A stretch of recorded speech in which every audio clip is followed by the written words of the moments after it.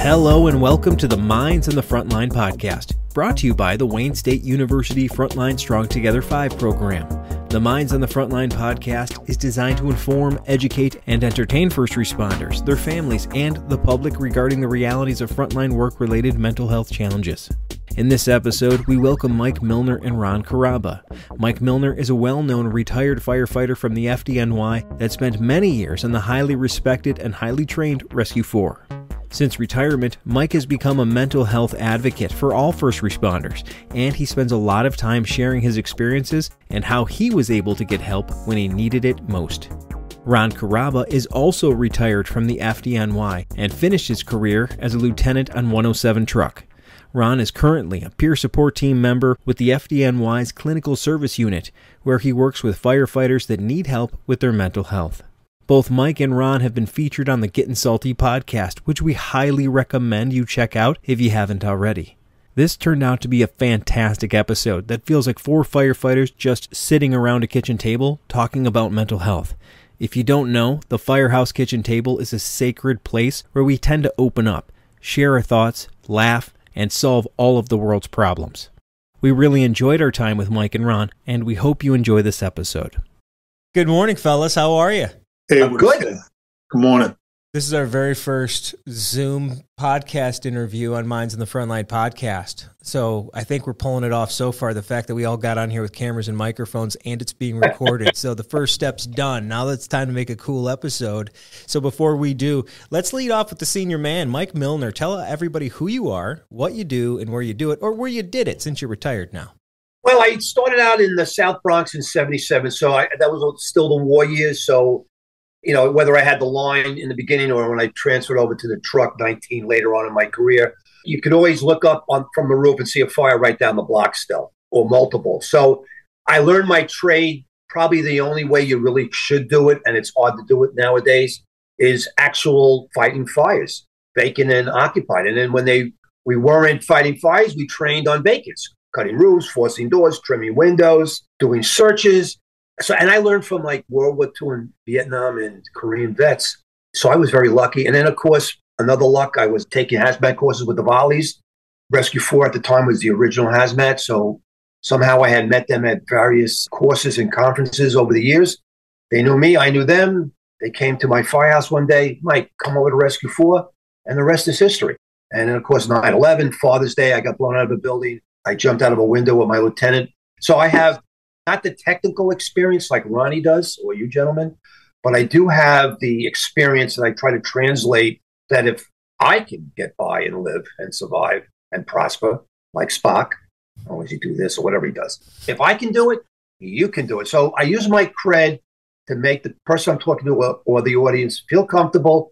Anyone can do it. If this lunkhead can do it, you can. And that's what I try to get across. So that's an illustrious career you had. As you had all the experiences that most of us from 6 years old to 18 years old, right before we go into that fire service, dream of. So how did you make that transition from operational super fire dude to behavioral and mental health fire dude?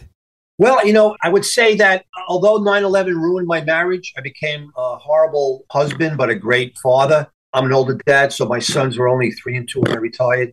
That helped me translate from the kitchen table in the firehouse to the kitchen table in my home. I still have a great relationship with my sons in their 20s. My ex-wife, and that's a part of my story, is she got me on the road to recovery.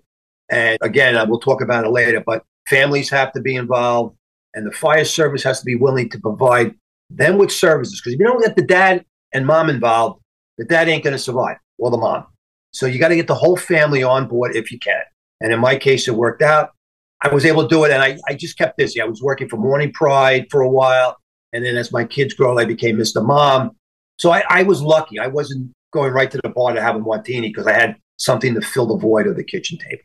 Absolutely. I think a lot of people talk about the stuff that you learn in a book or those types of things, but I think there's something to be said about the life experience. Living through it, you can walk up to somebody and go, listen, I was in that. I was there. You know, and I think there's a lot of credibility that brings that to the forefront of what you're trying to talk about. So I think that's phenomenal that you took the opportunity to do that. Well, I like to play it forward. Listen, if it wasn't for FDNY, I wouldn't be talking to you, gentlemen, or Ron. So it saved my ass, to be quite honest. All right, I got on at 25. There was a delay. They had a court case and layoffs, and some of the firemen were driving buses or taking coins at the Tri-Borough Bridge because they were laid off and then they got rehired. But I go out of my way and I promote FDNY mental health. And prior to 9/11, there was really no mental health support. There's always something good out of a bad incident. And one of them from 9/11 is the amount of money and support and manpower FDNY put into making mental health, along with a broken leg or a broken finger, on the same level instead of being like this. And that's how we could convey today, is that departments have to make it even. One's not worse than the other or better than the other. They're even, and they have to be looked at as a disease or a problem that can be addressed. It may take time, but it can be done. Great words, sir. Absolutely. All right, Ron. Hey, what's up? Tell everybody who you are, what you do, and where you do it. Hey, my name is Ron Curaba, also known as Ron Zoni. I started my career in the fire service back in 1976. I joined the volunteer fire department. My neighbor across the street was a bagpiper in the band and a seated chauffeur in 27 truck. In 1973, I did my first ride-along with 27. In the heart of the war years, we had 3 runs on a Saturday day tour. So I officially became a white cloud from very early on in my career. Like I said, I joined the Volleys in 76, and my aspiration was to become a New York City fireman. And I didn't have a desire to go anywhere other than there. I wanted to be a part of, in my opinion, the world's best fire department. My wish came true in July of 88. I got hired by the New York City Fire Department, and I had an outstanding career, although a little bit on the short side. After 9/11, I come up short on a company medical, and they put me on light duty. I had gotten promoted in 03. I was in rank 2 years, and I was forced to retire from the job, which was one of the saddest days of my time. And after I got out of the job, I tried like heck to become a peer counselor for the New York City Fire Department, which we are now known as peer support team members. I tried for 5 years. I was name dropping a guy to the fella, Frank Lito, that ran the program. And unbeknownst to me, they didn't get along. So every time I left a message with this guy's name, I never got a phone call back. And then oddly enough, one day I was at Lafayette Street, where the Counseling Services Unit is headquartered in Lower Manhattan, talking to a bunch of guys outside. And they had said that they were looking for peers. And I reached out to Frank Lito on the phone. And he said, well, you have to come in for an interview. So I said, well, I'm standing outside on the sidewalk. He goes, come on up.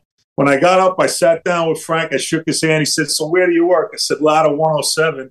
And the first thing he said to me was, my father was a lieutenant there. When do you want to start? So if I had that information 5 years earlier, I would have been a peer counselor for an additional 5 years. But as we all know, everything happens for a reason. So this premise with the peer counselors, it's just a fantastic premise that they came up with. And they had retirees going around the firehouses talking about certain things: family issues, mental health, drug and alcohol abuse. They let everybody know that if you come in and you ask for help, you'll be anonymous and you'll be protected. So when I finally got out into the field, the way the FDNY would do it, they would send a new peer team person with an active team, and you would just watch and listen, and you'd get the ins and outs of what they were saying. And over time, you created your own narrative. You know, there was a few other guys that came in around the same time as me, so naturally I paired up with one of the new guys. And then we would go visit firehouses, and we would preach the word of good health, mental health, along with everything else. And quite rewarding, you know, for especially a guy like me who, you know, I didn't do a full 20 years. I only did 17 years, and my heart and soul is in this job. Being able to walk into a firehouse kitchen and tell them what you're there for and speak candidly and openly and get positive feedback. All of us in the fire service are people of service. We enjoy helping others, and we get a lot from that. So it was a natural progression for me to be able to do that, and that the environment of that firehouse kitchen is something that we all desire. because I always say the best place to be is crawling down a hallway with fire and smoke over your head. The second best place to be is around that kitchen table where we all know we can create a cure for cancer and solve all the world's problems over a cup of coffee. It's amazing what we can do, right? Absolutely. So, that's how I got started. And over the years, early on in my peer career, I was very, very, very involved 3 times a week, traveling over 60 miles each way to get in and out of the city, visiting firehouses, doing World Trade Center medicals. Our retirees are required once a year. You're not required, but it's suggested. You go in there, you take a World Trade Center medical, and we got a bunch of old timers like the guy on the screen with the ponytail. And we would have to show them, get them on the computer, show them how to answer. There's 3 different sections of your World Trade Center medical. One is a medical evaluation, one is a mental health evaluation. And then lastly, you sit in there and they go over both of them and how you did on all your testing. So helping the retirees to navigate through the computer and answering questions that they might not have answers to. So it's been very rewarding to me. And because of that, I had the pleasure of meeting Mike Milner through Gettin Salty and meeting Mike Mattern through Gettin Salty. And now, Jeff, we got you here too as well. I had spoken to Mike probably 2 years ago, Mike Mattern, and, we were texting back and forth. And he had asked about the peer support team that I was involved with. Lo and behold, I put him in touch with Frank Lito. I don't know if he actually ever spoke to him, but you guys got something up and running that is really, really, really outstanding. And it's amazing from maybe 2 sentences on the bottom of a chat screen. And here we are, It's amazing how the world works. You know what I mean? Yeah. You're meant to meet people at certain times and certain times of your life. It always works out like that. It does. There's no coincidences, and it's just, this is how it's supposed to be. And here we are. Yeah, I got to applaud you guys for the work that you're doing. I've been watching from the sidelines, and you guys got the ball up and running, and you guys are full steam ahead. Everything seems to be falling into place. Our main objective here is to get that elephant out of the room.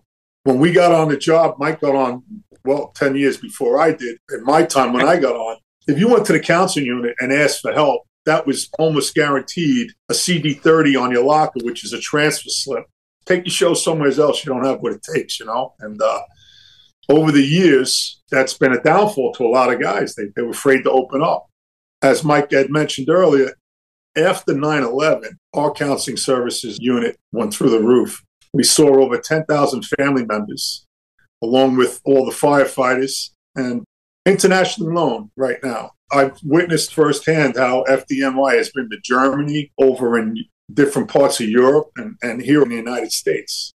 A little known fact, I'm not sure you guys know about it, I might have mentioned it, but when we lost the Charleston 9 a few years ago, FDNY CSU sent a peer team there, and these fellas lived there for 6 months in a hotel, and they got their peer support team up and running down there in Charleston. Wow.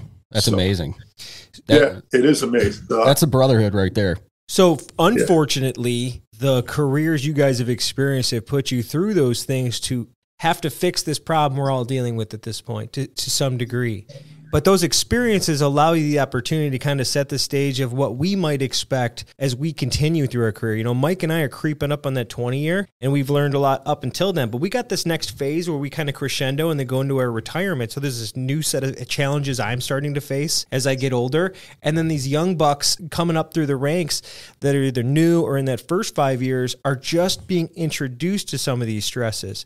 So let's start with you, Mike. Based on that experience, can you describe, like in your own words, the spectrum of mental and behavioral health challenges that first responders or their families might experience throughout their career? What are you in for? Well, I think every family's different. My ex, Melissa, and I just spoke to her yesterday at a wake we attended. She was my promoter. To this day, you hit her, she's like a junkyard dog. So it's very hard. I mean, not every family or father and mother get along. They raise their family. They have problems with their kids.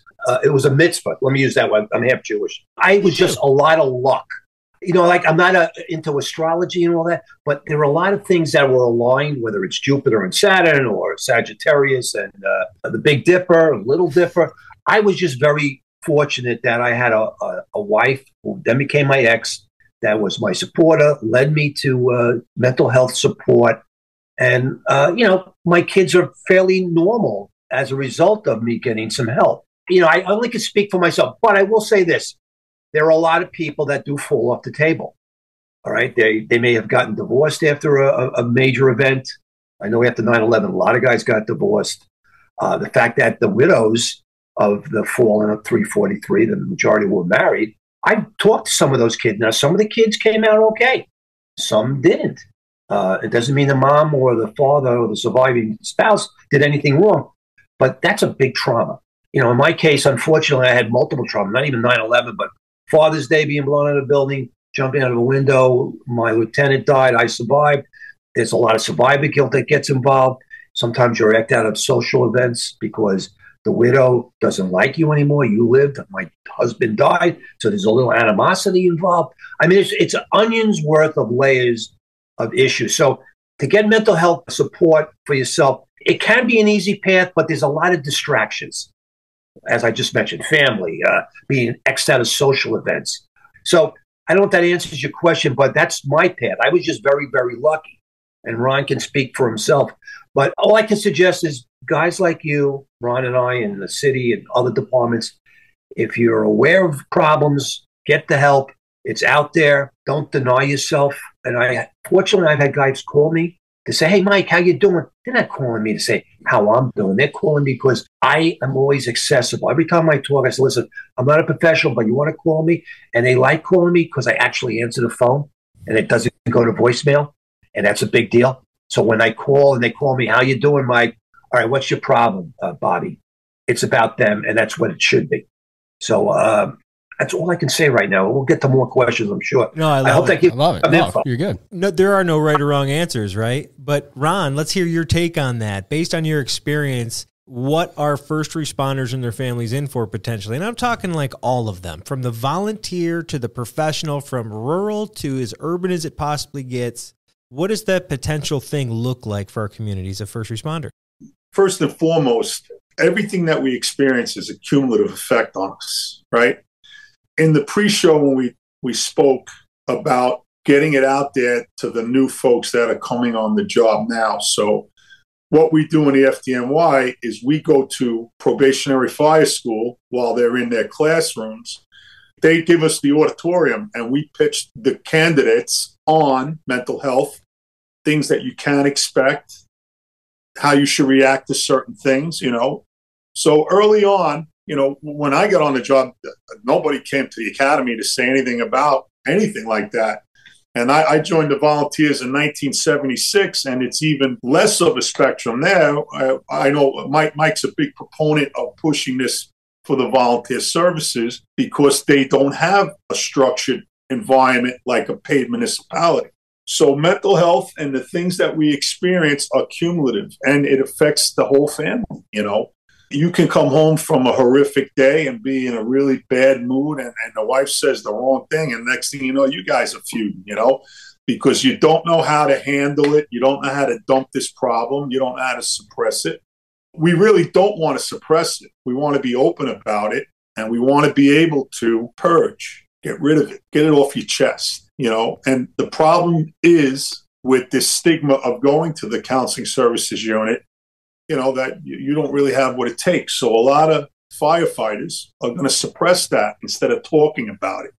As a whole, after a run, we sit around the kitchen table and we talk about it. We off-gas, called gallows humor, make light of a terrible situation, and that's how we get by it, But some people like to swallow it and keep it inside.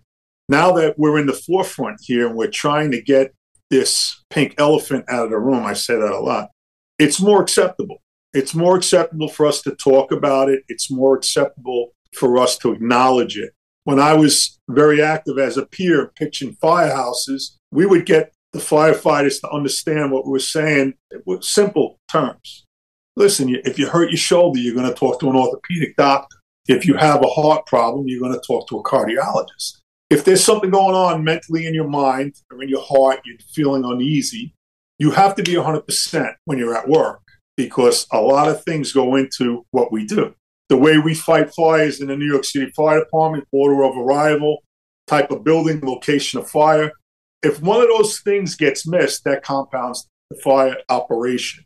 So if you're not able to be 100% on your game because you're worried about a family problem or a personal problem, we tell the firefighters, listen, this is another tool in your toolbox.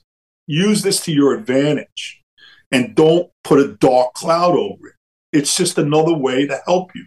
And when people accept that and understand that, as we push forward and we keep doing what we're doing, this will be easier down the road for others. And one other thing I just want to touch on that you had mentioned earlier about us being at the twilight of our career, and now we have these young firefighters coming into play.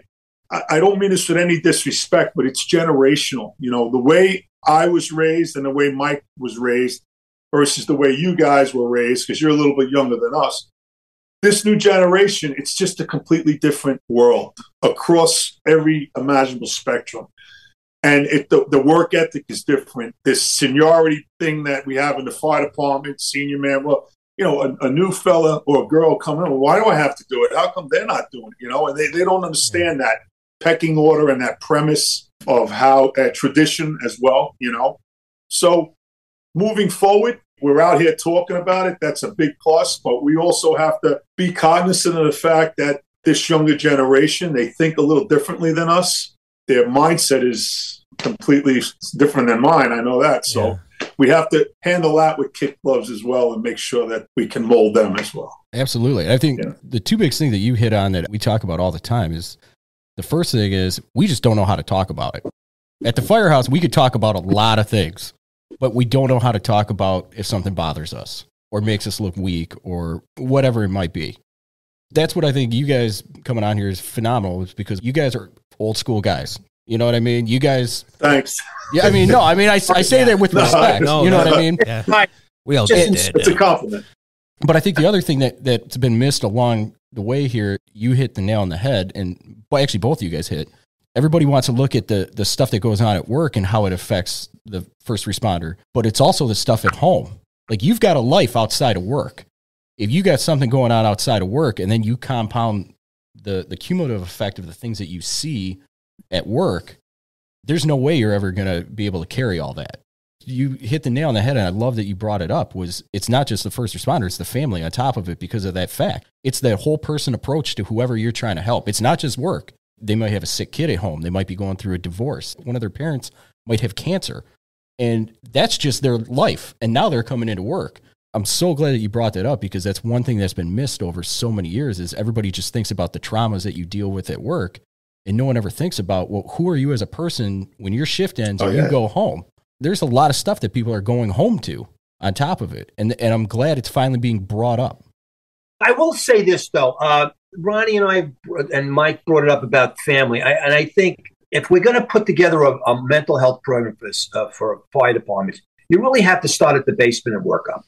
If you can get from the get-go, make a game plan for firefighters who need help, immediately their family is involved, children and wives or husbands, and then you build it up from there into a roof of a house.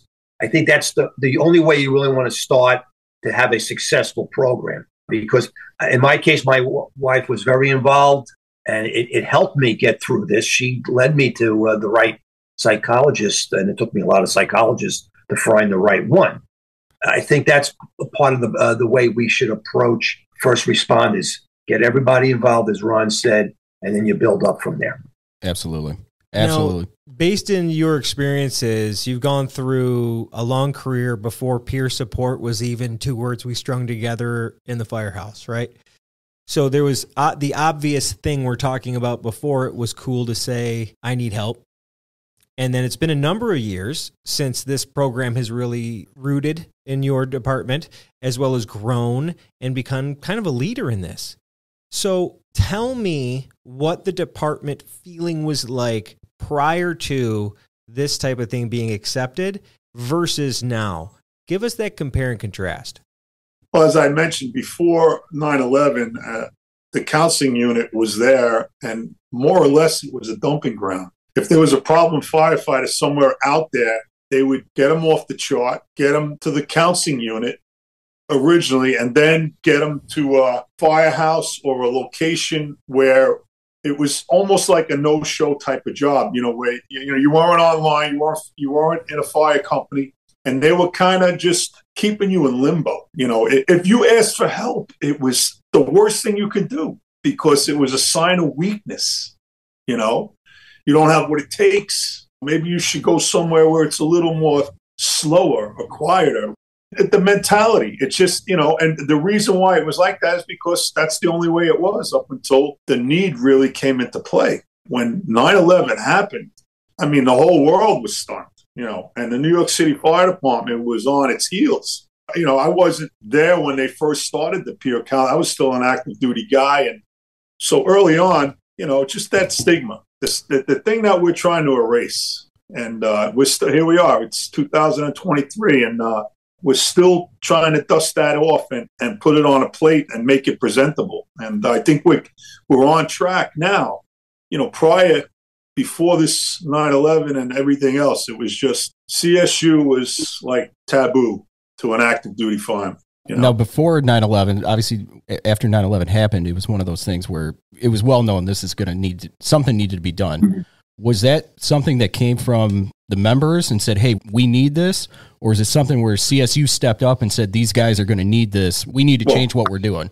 The medical office, the FDNY, we have our own doctors. Everything is pretty much in-house. And if you need treatments, they'll send you to an orthopedic or so. We even have orthopedic doctors as well. But I think the powers that be, the counseling unit at the time, along with the medical division of the FDNY, they probably realized what we were in store for in the coming years, and they put their minds together and they got this thing off the ground, So they changed it for themselves. They knew what it was before. They saw the need and said, hey, we need to change what we're doing.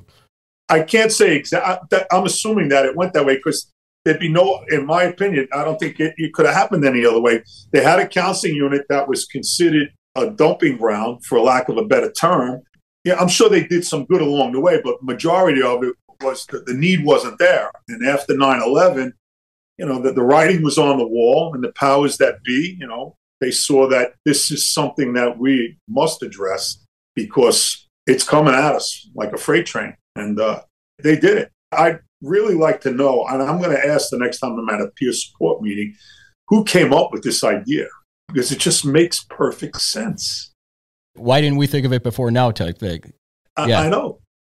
Prior to 9/11, I was blown out of a building on Father's Day, and two of my friends died from Rescue 4, and John Dowling died from 163, I believe. So I was mentally beat already from Tom Williams and I jumping out of a window years earlier. So I went down to Metro Tech, and I tried to get out on, you want to call it Section 8 or whatever you want to call it. But at the end of the day, to Ron's point, it was like, it ain't happening. And I was hurting. And then when 9/11 came about, it only doubled my pain in many ways. I realized just from my own mental health feelings, it was time to get out. And within a year after that, I was out. And I'm glad I got out. But that's part of the problem we had prior to 9/11. As Ron pointed out, was go to a rubber room, get lost, or they put you in a company in a certain part of the Queens or Staten Island where it was almost like a lolly house where you didn't do any work.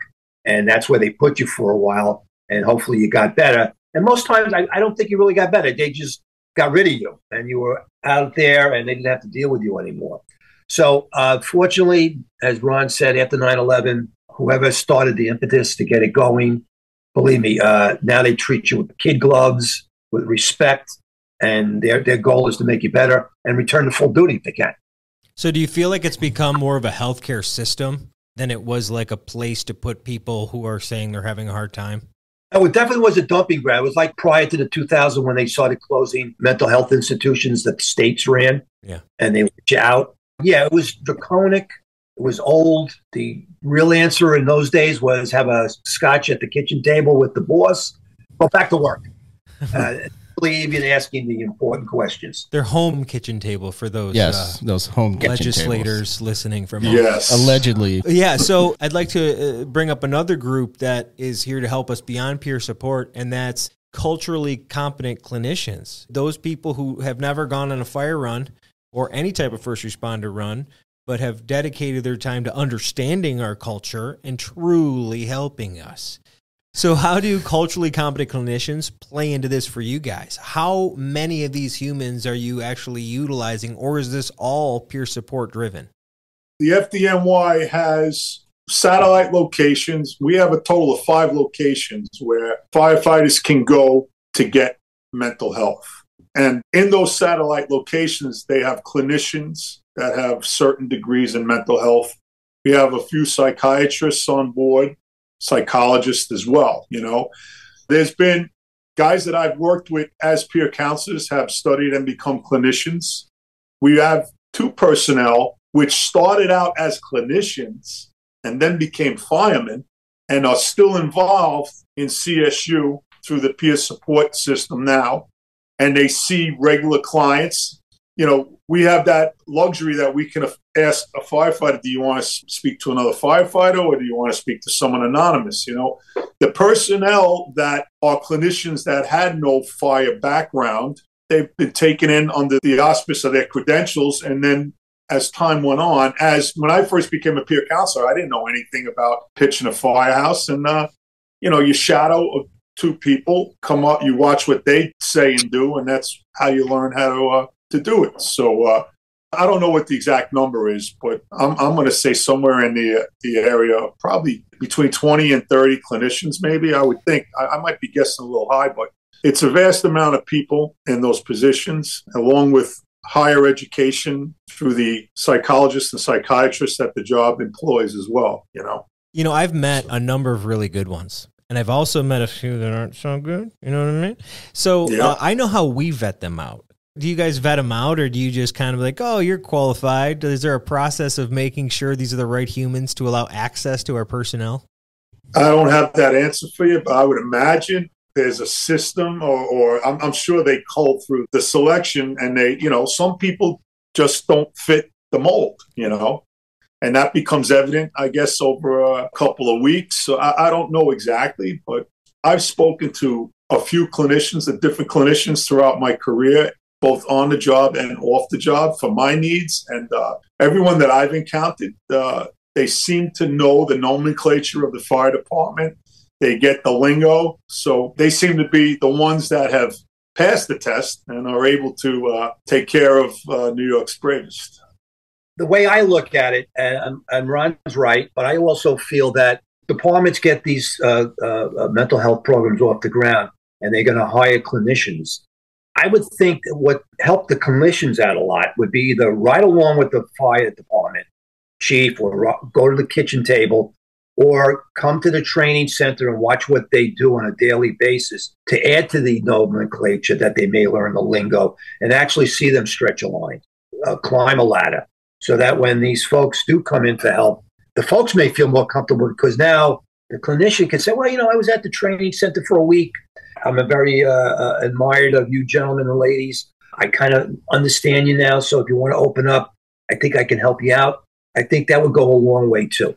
And you hit the nail on the head. So with our peer team, that's actually what we do. We'll meet with them first on face to face and have a conversation with them. We talked about this before. We're very good at picking out if somebody's BSing us. If they pass the first test, that's exactly what we do. You come do third rides with us.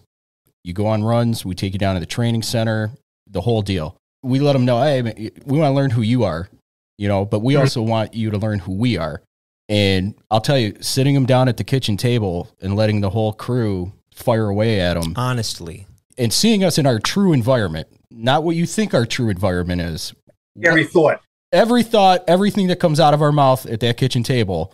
It's been a game changer in a couple ways. One, we found those clinicians who were very good at doing an interview, but when they sat down with us at the kitchen table, and there's some analytical thinkers, so we read that a mile away. Well, what did we do? We just started firing questions and short-circuited them. That's not the person. We've had others that sat in the kitchen while we're busting the chops of the cook, and all of a sudden I'm like, so, how was your day? And they're like, I can't believe how mean you are to each other. And it's like, don't call us, we'll call you. Yeah. You know what I mean? That was us saying, I love you. Yes. But the flip side of it is when we try to get people in to see those clinicians, it helps in the fact that they go, well, who are you going to send me to? And I'll say one of the names. And they're like, is that the one that rode with us a couple weeks ago? I go, yeah. You met the person at the kitchen table. You know what? I'll give her a shot. And you hit the nail on the head. I think if the clinicians really want to work with first responders, firefighters, police, whoever, you need to get into their environment and you need to live in their world, because that buys you a little street cred when it comes time as peer supporters. It's not just some random clinician, because let's face it, we've all been to those clinicians that are like, you tell them your story, they're crying, you're handing them the tissues, or they just, want to throw pills at you, whatever. But I think the fact that you can get them in there, it's that game changer of, the person. It takes the stigma away. Everybody thinks they're going to lay you down on the couch. And as we talk about this, we're all in agreement. Everybody should have access to resources. We just talked about a little bit culturally competent resources, but in your own words, when we talk about a well-organized, like mental behavioral health peer support system, how does that look like to you guys? If you were to design that system, what are these components that you guys think are the main components that should be in those systems? We're kind of talking about everything as we're going along here. I mean, first and foremost, just having retirees as peers, bringing the message. You walk into a firehouse, it's instant credibility. You taught me at the fire academy. Oh, we got on the job together. Oh, we got promoted together, one of the boys. So just coming from within. And I really want to hug the person who came up with that idea, but it's just fantastic. I always say this, if you and a blonde-headed girl walked into a firehouse, hi, we're with the peer support team. We want to talk about drinking and drugging and family problems. They'll pitch the firehouse, give them their thoughts. Okay, anyone have any questions? Oh, thank you. Have a nice day. And they leave. Guys aren't going to walk out, follow them on the apparatus floor, and try to explain themselves to them. It doesn't work. Mike Milner and I walk into a firehouse together as peer guys. It's credible beyond belief. People don't open up around that kitchen table. You pitch them. We leave our cards. We leave any handout material that we have. And as we're leaving the firehouse, someone's on your six. You get a tap on the shoulder. Hey, listen, now we have someone asking for help. And I'm always very clear in the fact, and I use this terminology. In this kitchen, I have the same degree as you, slicing onions and breaking balls. I'm not a clinician. I don't have a psychology background. I'm talking to you from firsthand information. I use the counseling services unit for myself and for my family, both while I was on this job and now that I'm retired. I'm just a messenger. I'm going to tell you what they can do for you. I'm going to tell you what they did for me. And then here's the number. We point them in the direction. And then from there, they're on to clinicians. They're on to people that can help them. And we live to fight another day. Go out the door, knock on another firehouse, and do it all over. So would you say that one of the primary components for it to be successful is having the right ambassadors between the services and what's available and the humans that need it? To be like, yo, here's what's really up. When you're ready, if you're ready, just here's the door. That's it. Absolutely. That to me is everything. When one of the members uses CSU to their advantage, and then the peer support team shows up and they start talking, and this firefighter will chime in and say, I was there. This is what they did for me. And it's a snowball effect. It takes on a life of its own, and it just rumbles along. Over the years of visiting firehouses, I've been confronted by angry firefighters that have said, I went here and I called them and you said this wasn't going to happen and this ended up happening, and let's face it, you're going to have disgruntled customers, employees that, not everybody is going to like what we tell them. For 90% of it or greater, it works fine. And the one thing that we stress to our members as well, if you ask for help, you're protected by federal law. You cannot get fired. You cannot lose your job. If you got some guy or girl that's done this 15 times in a row, there might not be another try after that, That's a different thing. There's some underlying issues there. Absolutely. But for the most part, it's a well-oiled machine, and it's just the mindset and the thought process that got us to where we are today. It's amazing. A proven fact is just looking at you two guys right here. But when did you start your program up? 2 years ago? 5 years ago we started. Oh, I'm that old. I forgot. No, I caught you here a couple years after we had started. Oh, okay. Yeah, we had 2 years in, I think 2 or 3 years in, when I finally contacted you, because I remember contacting you. I remember you put something in the chat that you did the peer support, and I wanted to pick your brain to see what we weren't doing that we could improve ours for. That's been a positive of all of this, is the networking that goes on. Everybody's willing to share information with everybody else. It's been amazing. No matter what peer team I talk to across the country, everybody's willing, like, hey, this works really well, this hasn't worked. But you know what I mean? It's being built from the bottom up from all of us, with that in mind of we're doing this for each other and we're helping each other build the same thing. You know, there might be little twists here and there, but we're all doing it together. And that's one of the coolest things that I've come to realize networking with people. Everybody's willing to share. Everybody's got the same mission. You know what I mean? And that's been one of the cool things about it. But Mr. Milner over there has been sitting patiently. Yeah, I was going to say, Mike, your turn. Ronnie's comments and yours, Mike. I did do a couple of runs with a couple of peer counselors from Fort Totten. I went to Brooklyn a few times with Charlie and Jack. I'm not going to mention their last names, but they're great guys. I work with two great guys. Shout out Charlie and Jack. Yep. You know who you are. But I also know, and I think this has to be part of the game plan. When I went, we went to about 10 firehouses in Brooklyn, and everyone was a little different vibe. Some didn't want to sit at the kitchen and listen to us, and as Ron says, we don't force anything. It's more of just a kitchen table talk. We're walking in, part of the team, and we just came from a run, and we're sitting down having coffee, bagels, and talking. But I also did notice that some guys just moved into the apparatus floor and did something else. If we came during lunch, some of them were cooking or doing something else, but I think they were listening, but they didn't want to admit to anybody or themselves that they were. So I think people that are going to be peer counselors and go from firehouse to firehouse have to realize one shoe doesn't fit all. Everyone's different. It's because of the team itself or the leadership, the captain, the lieutenant. In each firehouse, engine from truck, engine from rescue, they all got different mindsets. So that's got to be part of the education for the clinical guy or girl coming out to the firehouse. They have to know not only the nomenclature, but the different types of personalities in an engine, a truck, or a rescue. That's got to be part of the teamwork that we put together. Absolutely. And I think that the last good point, one of the points that, I mean, you bring up the teamwork, but I'm sure it's with you guys, any other peer team, the team is what makes it work. It's not one individual. The amount of work that the team puts in, the team that I'm on, I can't say enough about the people that I work with, because everybody's invested in it. The team aspect, when you pick the right people to be on that team, your team is unstoppable. They can do whatever they want to do. You get that wide swath like you're talking about. People from different backgrounds, different thought processes. It's the widest brush that you can stroke. And it's one of the biggest things when you start a team is the people that are on it. It's the people. When it boils down to it, the training's part of it. You got to have the right people. Well, can I just add one thing? I also think it's important that, let's say you have a bad car accident, extrication involved, and you're whatever, or you have a bad fire and it's a fatal.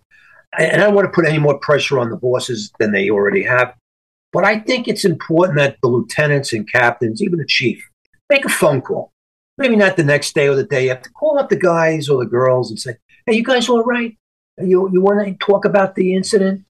I think that goes a long way into helping them go for help, not try to hide from it or say it didn't happen to me or it doesn't affect me. So I think, as you said, the teamwork, Mike, there's just a lot going on. And I hate to put more pressure on the officers, but I even got phone calls that had nothing to do with a problem. Captain would call me up or talk to my wife. And it was great. So I think that's got to be added into the mix here somewhere down the line where we get the officers actively involved to rehash it offline, out of the firehouse, just call to make sure my team is okay. Absolutely. And I think it's one of those things, the full approach teamwork on this is huge. From the top down, how are some ways that you guys, in your opinion, can get the chiefs on board, the city halls on board, the mayors on board, I think that there's a lot of chiefs and township supervisors, city halls, mayors that want to support people. They want to think they are, at least, and sometimes they don't know what that looks like in reality.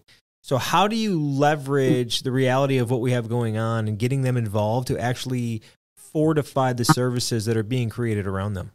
I think, unfortunately, what has to happen, what does happen majority of the time, a catastrophic event like 9/11 or Charleston wakes up people.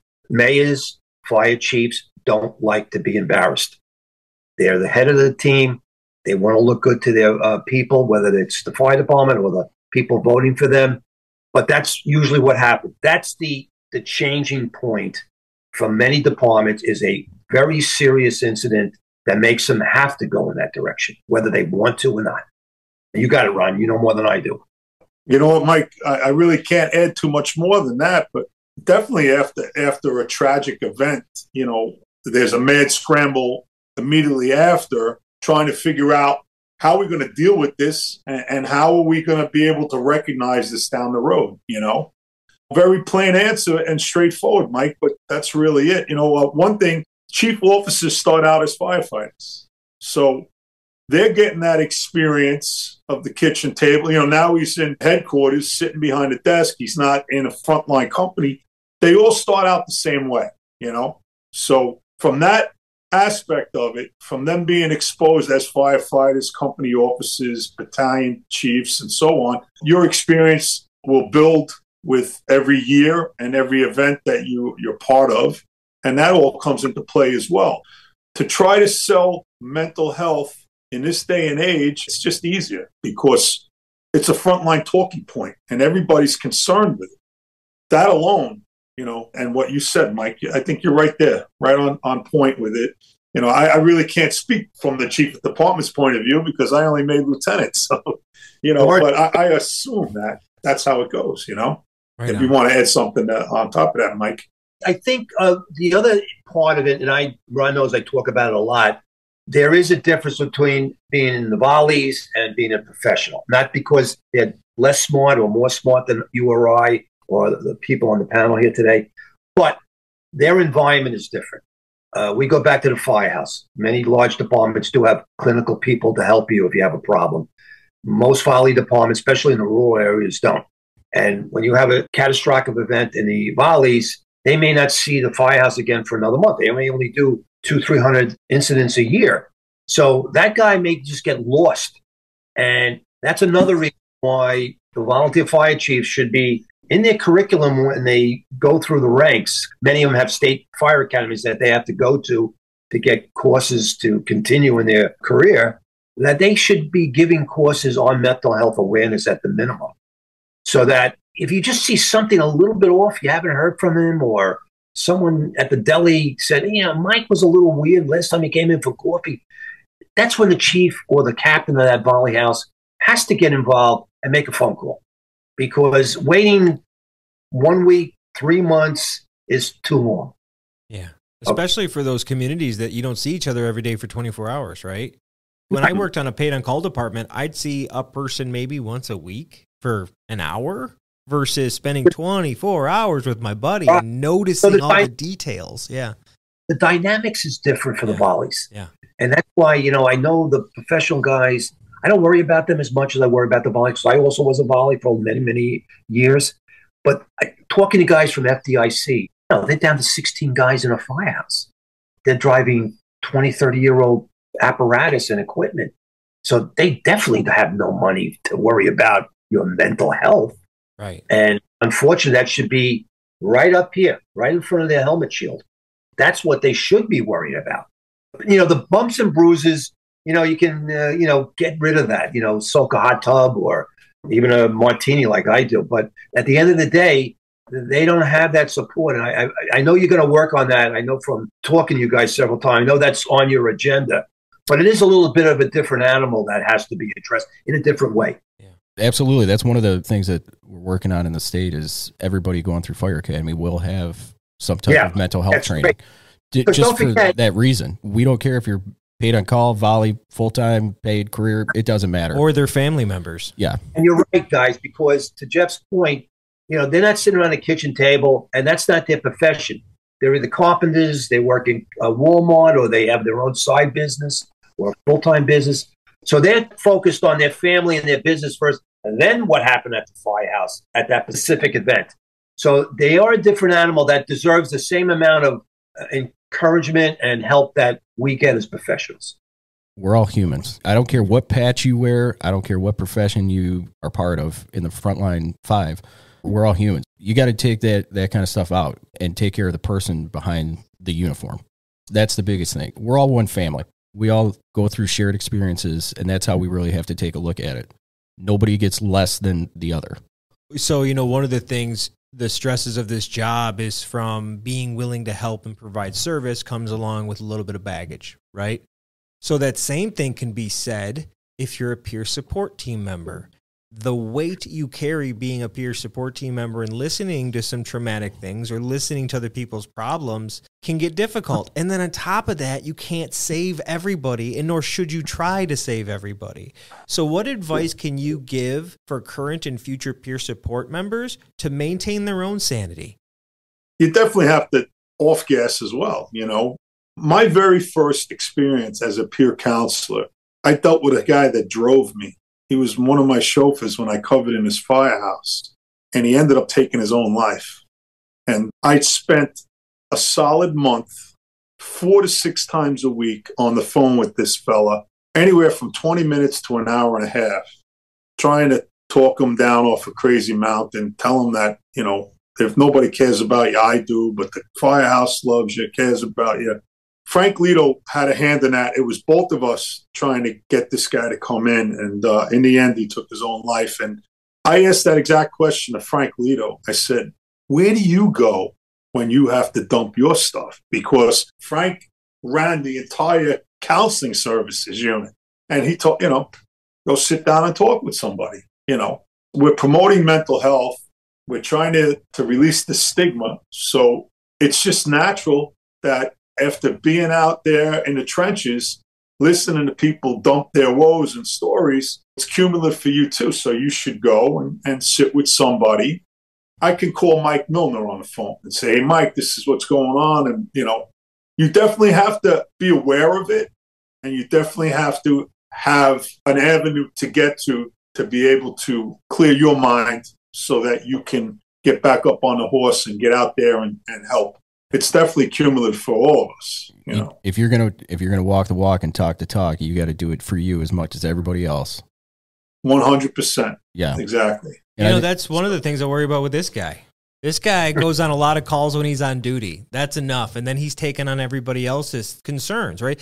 I don't do any of this. So I don't deserve 1 ounce of credit for anything that's been built here in Michigan other than helping with this podcast, right? So guys like him are the ones receiving phone calls, concerns. Other peer support members are starting to call my man over here. So I get worried about my friends that are taking this more on. What are you doing? How are you decompressing? Ron hit the nail on the head. I think it's one of the biggest things is talking. We tell everybody, you got a problem, you got to talk to somebody, you got to off gas, you got to vent. I've got my people that I call. They'll answer the phone. They know when I call, what's up? And I'll say, I just need to vent. And they know what that is. It's mandatory on our team that you go talk to somebody twice a year. Minimum. You have to go talk to somebody twice a year. And we go to the same clinicians we send people to. We're not sending you anywhere different than where we go as peer supporters. Right. I go talk to someone every 2 weeks because the amount of stuff that you're taking on from other people's things, you need to unload that backpack. If I'm not there every 2 weeks, that backpack starts getting heavy and you start getting stressed and that kind of stuff. So that's one of the biggest things I would say. If you're going to do the peer support stuff, you need to walk the walk and talk the talk because you're going to take on a lot of stuff on top of whatever's going on outside of peer support stuff. You're talking about life outside of peer support that you're dealing with on top of the traumatic calls, on top of peer support. So you got to do what you preach to other people and have that system, and also know when you've hit your limit. When my plate's full, my plate is full. You talk about the peer support stuff. It's probably some of the most rewarding work that you'll ever do in your life because you're helping fellow brothers and sisters out to get them through something. It's probably some of the most rewarding work you'll ever do ever in your life. but it's also some of the lowest lows on the opposite side of it when things don't go like they should. You can't have one without the other, right? You can't have one without the other, but you need to be able to practice what you preach when it comes to this stuff, because you're going to have the highs, you're going to have the lows, and that's how you're going to get through it. The other part of it is you can't look like you've got armor on and it's not going to bother you. If I'm at work and I go through a baby not breathing, I'm not part of the peer team. I'm being diffused and debriefed like everybody else. Just because I got some training and I've gone and done this stuff, that doesn't mean I'm immune to it. And you have to realize that. It's okay to not be okay, even as a peer supporter, and have the humility to say, listen, I'm not doing good right now. It all goes back, if you're going to talk the talk and walk the walk, you got to do it. You know, so that's my 2 cents about it. Hit the nail on the head. You know, it's just the way it has to be. If you're cognizant of it, you'll know when you start getting a little squirrely and feeling it. And that's the time for you to put your hand up and say, time out. I need to take a giant step back, gather my thoughts, and regroup. That's probably, at that same thing as having good coping mechanisms. You know, Mike goes and plays hockey. Me and him went to a comedy show. We saw Dave Attell. It was amazing. We had those outlets where we can kind of releasing stresses when you're having those dopamine hits based in pure fun and joy, right? Yeah. So I think it's making sure that you're taking the time to actually enjoy your life too. You got kids, you got grandkids, you got neighbors, you got dogs, you got whatever. Go giggle outside, you know? Yeah. The one thing that we have to understand as peer support team members is everybody can't be fixed and everybody can't be saved. My first experience, for one, the one thing that drove me insane after that whole thing went down was I had begged this fella to call me before you do something. And he promised me he would, and he didn't. So immediately after that, for 2 weeks, I beat myself up with a fictitious scenario. What if he called and I didn't answer the phone, right? Then it would have been on me, or I would have made that assumption, very possibly could have. But it drove me crazy for 2 weeks. What if he called and I didn't answer the phone? I was at a job one time and I was doing a search, and what I thought was a closet turned out to be a coat rack in a doorway that would have took me further into this railroad flat. And at the end of the fire, when I did my walkthrough and I said, oh, that's what this was. Another 2 weeks of beating myself up. What if that was a closet and there was a kid hiding in the back of the closet? If you encounter a closet while you're doing a search, you have to get your hand to that back wall, sweep the whole closet to make sure no one's in it. I didn't do that. And that was before the situation I had with this firefighter. I beat myself up with that. What if there was someone in there and I missed them? What if there was something, there wasn't, but because I didn't do what was expected of me, I put that on me. And that bothered the heck out of me for a solid 2 weeks. What if? And then I let it go, Absolutely. I think that's one thing people don't realize when you get into this stuff. That's the kind of stuff that you're getting into. You do the what ifs. Exactly what you talked about. That's the kind of stuff that eats you up that people don't realize when you get into this. You don't dip your toe in it. You're jumping in with a cannonball, right in. It's a cannonball right into the deep end. You're either in or you're out. There's no dipping your toe in it because you're putting yourself out there. And those are the things like you talked about. That's stuff that you're never going to forget. It's always going to be in the back of your mind. And those are the tough ones to deal with because you're taking it on. You signed the dotted line just like you signed the line when you got in the fire department. What people got to realize is the stress that you take on doing this stuff. Like we've just talked about, it's paramount to take care of yourself because it can eat you up very quickly. If you don't have those coping mechanisms, you don't have those outlets, you don't have those things, this stuff can eat you up. And that's important. People listening, if you're thinking about doing it, know what you're getting into and make sure you have that support system for yourself. You're the support system for everybody else. You got to have that support system for yourself as well. Good point. And the other thing is when there's a misstep, don't turn that into a negative. Make that a positive. Make it a learning experience. Absolutely. So the next time this presents itself or something like it, you can revert back in your memory. This happened and this is what I did initially. This is what I did to correct it. If you make that negative a positive, then that's going to be a plus for you and for the next person you may encounter. Absolutely. You just added another tool in your toolbox. You may not use it for 3 years, but when it comes time, you go, that aha moment. Aha. Yes. So, gentlemen, as we close out here, it's fitting to talk about retirement, speaking of closing out. And the goal for every first responder is to get to retirement and enjoy it, to thrive in those years, right? And eventually we all have that last call that we go on, and then we got the rest of our lives. When I'm on the job, I now have services available. I have my buddies I show up every day and the guys and girls that I work with that I trust that I can talk to. When you retire, you lose the kitchen table regularity. You lose touch a little bit. You're not up to speed. You're not up going through it with the guys and the girls at night getting through these calls. What advice do you have for current and those soon-to-be retired people to assure that they stay on that path of health? I think it varies. Once again, one shoe doesn't fit all the feet because everyone has different issues, as you said earlier, about family. Now, I was lucky. When I retired, I had a 3 and a 2-year-old. I had something to fill that vacuum for a long period of time.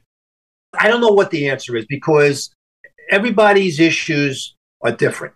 And their experience, their traumatic experience, their family experience is all different.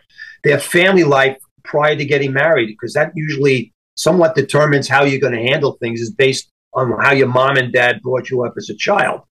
I didn't have any problems with my parents. They weren't violent. I don't think my father, in those days in the 50s and 60s, there was never an ethnic slur. We had people of color come over. Once in a while, he was in the Teamsters. So, you had a melting pot of different types of folks. So you have to approach everyone differently if you're going to talk to them about their issues, on what they can possibly do or what they can possibly want to do after they retire. Now, in my case, I was raising my children. They're still really close to me. As a matter of fact, I'm going out tomorrow. I delayed leaving today because I wanted to be on this podcast.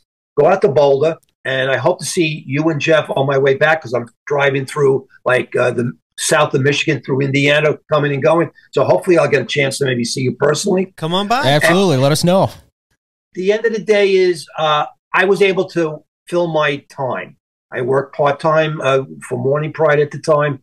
But hey, listen, if I told you I didn't go into dark depressions occasionally, I'd be a liar. I'd be a liar, and I couldn't go out and talk about it and make you feel better if I didn't tell you, listen, there are going to be dark days. No matter how well you try to make it work where it's always sunny and clear, there are going to be clouds rolling in here and there. And that's when you have to be able to cope with it, okay? So I don't have a formula when I meet with people because, like I said, everyone is different. They have their own issues after retirement. But listen, when I have a birthday greeting to give somebody and they're in the fire department, I write, enjoy the pension. Because the number one goal for Ron and I, and I'm sure he agrees with me, we have a magazine with New York's firefighters. Comes out quarterly. And on the back, it talks about people that died. They reached their shelf life. So when I see a guy dying at 90, 95, hey, he won the lotto. He only made $1,000 a month, but until he was 90, he won the blue collar lotto. And that's my goal. Listen, there is an afterlife. It's not that bad. Find a hobby. I mean, when I meet with Mike and Jeff, I'll show you my pictures. I mean, my dining room has 20,000 CDs, cassettes, and vinyl. That's my hobby. I go to concerts. I get autographs here and I got posters. I listen to music daily, all types. So there's things you can do to fill that time. And one of them, when you want to release some of your off gases yourself because you've got a whole lot of stuff on your mind, most people are telling you, I don't shut up anymore. I'm always talking. Go to the bank. I talk to the cashier. I'm on the line for McDonald's, where I rarely go to. I want to know what these kids are doing. And I think it's important to stay young, stay current, keep ears, eyes, and open to everything that's out there in the environment. That's the only thing I can say. Keep your ears and eyes open, move forward, stay young. You're never too old to learn, and be humble. Yeah, it sounds like what you're saying is, number one, don't be surprised that retirement's coming. Number two, have a purpose. And number three, have a process to keep your butt moving and enjoying life. Absolutely. It's amazing in this fire service and across the country, we are all so very much like-minded, especially urban firefighting. You get a guy that does 40 years and they have to pry his hands off the door jamb to get him to go home because you're too old. Your career is over. Now, Put that on a guy with 17 years on a job who's 46 years old. When you leave the fire service, you lose your identity. This is not just a job for us. It's a way of life. It's ingrained in us. So with 17 years on a job at 46 years old, being told your career is over, now I have to figure this all out on my own, right? So to speak. The first 6 months, I did nothing. And I did a lot of drinking and I did a lot of stinking. So I ended up becoming a fire safety consultant for a company that did fire drills in high-rise office buildings. So that to me was an outlet because it was very fire department orientated and structured. But we didn't have a fire truck and we didn't have fires. But all the kitchen banter was there every single day. And, you know, you have to know this. And this is something that also should be talked about when we're pitching a probie class at the academy. Someday you will retire and there's going to be a void that you should expect beforehand and not be surprised by it. And then have things in place for you to be productive outside of the world of the fire department. Becoming a peer counselor was the greatest blessing for me because it put me right back in my environment where I never wanted to leave, which none of us wants to leave. I was back in the firehouse. I was talking to firefighters, talking about things job related. So, you know, to this day, I mean, I'm out 18 years. I'm a New York City firefighter and I'm a peer counselor. My world is I played golf yesterday with 12 guys. 11 of them were fine, retired guys. So everything we do, it's all about this life that we've acquired through a job application that we now morphed into these positions and these things that, you know, firefighter, lieutenant, captain, chief, whatever. But our mindset is the same and our lifestyle is the same and our love of this great profession that we're all part of is very much the same, which I find amazing because you can go across this country and just on the Gettin Salty podcast, they got people coming in from every part of the country. And I've made friends with people from the other side over in England and London. Everybody's got the same mindset. So as you near your retirement years, you got to get your ducks in a row. You know, it's more planning. Try to get ready for that day. And it's not easy, you know, but try to have a plan even for that. You know, we have a plan we're here planning mental health. When I was an active firefighter, I used to constantly scenario-based train in my head.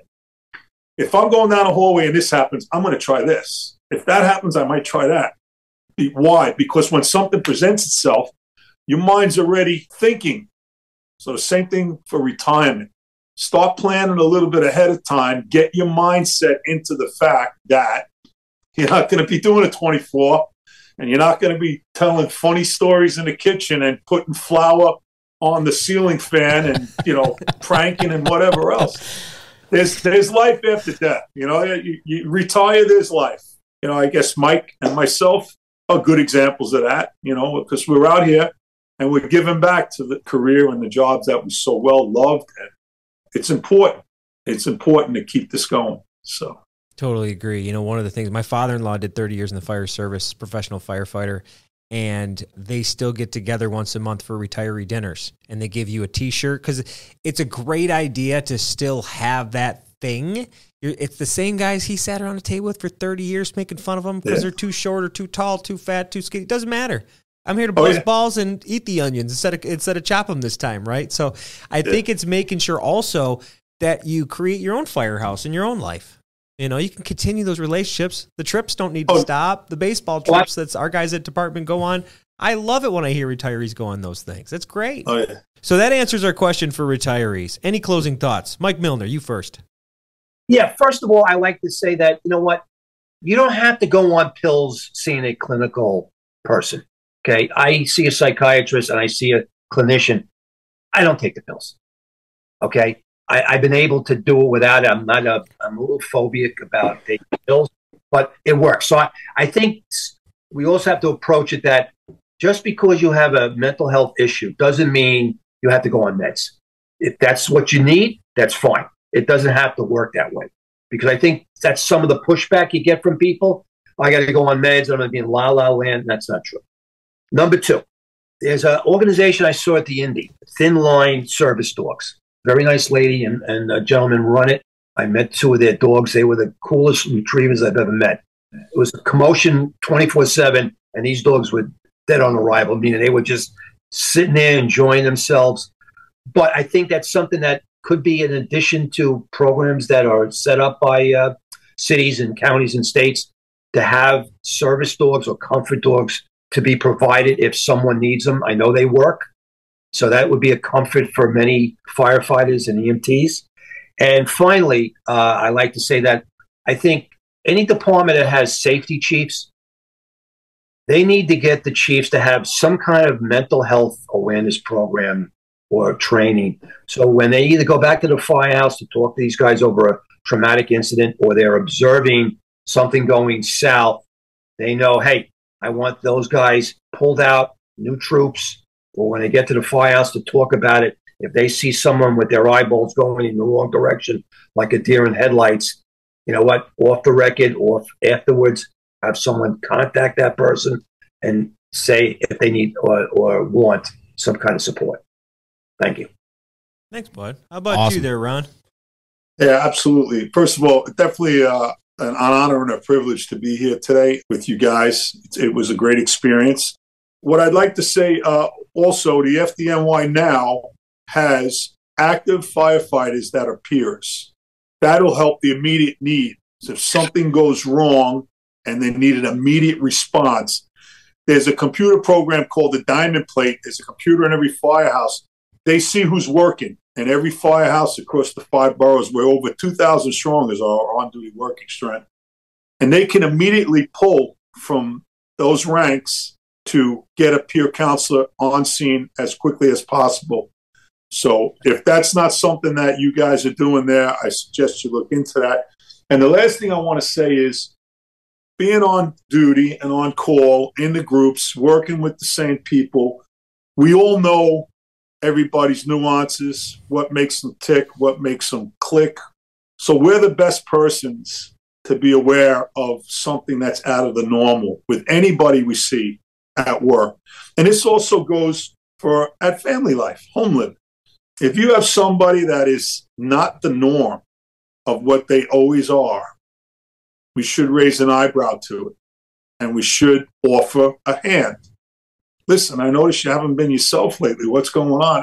My wife is running away with the pool guy, and well, listen, the counseling guys were here the other day. Here's a card. Why don't you give them a call? A little bit of compassion, a little bit of humility, and awareness. Just be aware of the people that you work with and the people that are around you, because even the people that say they don't want help, their actions speak louder than their words.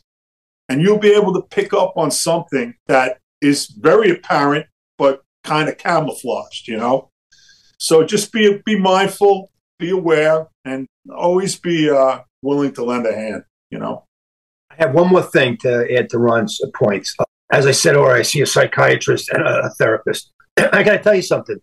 We say, hey, do it on Zoom. I personally like to go see them face to face. I get a tremendous amount of encouragement, support by spending a half hour, 45 minutes, depending on what I get for that day or month. So I think I also just want to say is, listen, if you're going to go through this program of getting help, first you have to want to do it, find the right clinician, and enjoy it. Don't look at it as, I got to go, like work that you don't like. You want to find that clinician that you feel comfortable with. That's almost like your uncle or your brother. You can actually spill out some of the things you normally wouldn't tell your wife or your kids. You can tell that person. They just listen. They give advice. They don't take sides. They don't point fingers. They don't scold you for making wrong choices. And that's the last thing a clinician wants to do. Even if though you're making the wrong choices, he has to or she has to find a way to slowly make you take a left-hand turn in the right direction, then continue on the path that you want without making you feel embarrassed. One quick question for you there, Mike Milner. You said you got 2 clinicians. Do they know about each other? You know, they actually do. You have a side. She's got a side clinician. I thought you had a side clinician. He said, "Do you tell him, or is this like just a second opinion? You don't tell him to see if it's all the same." There is competition between clinicians. I'm sure there is. There is that. I'm a psychiatrist. I'm only a PA in psychology. Oh, they have a battle. Believe me, like anything else in life. There's always a hierarchy, they help sir. Each other. I'm glad they do. Yes. Yeah, be competitive, but do it to be good at your job. Well, we appreciate your guys' time today. We had an amazing time. We hope to have you back. Absolutely. I'm sure we'll have you this back. This is great. Thank you to Mike Milner and Ron Curaba for joining us on the Minds on the Frontline podcast. We hope to have you boys back soon. We hope everybody enjoyed this episode. We have more great content coming out soon. Thank you for listening, and have a great day.